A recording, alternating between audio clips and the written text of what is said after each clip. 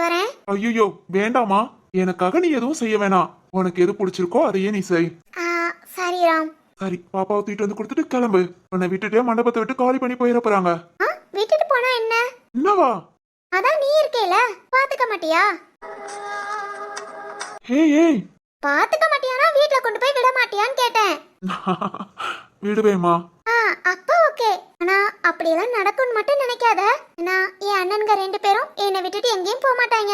இப்ப கூட பாரு, எங்கேயாவது நின்று என்ன வாட்ச் பண்ணிட்டு தான் இருப்பாங்க. ஐயோ அப்படியா? ஏன் பாதற? என்னதான் இருந்தாலும் என் அண்ணன்களை மீறி நான் எதுவும் பண்ண மாட்டேன்.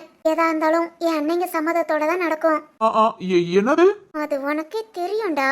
என்னமா? ஒண்ணு இல்ல ராம், கிளம்பலாமா? லேட் ஆகுது.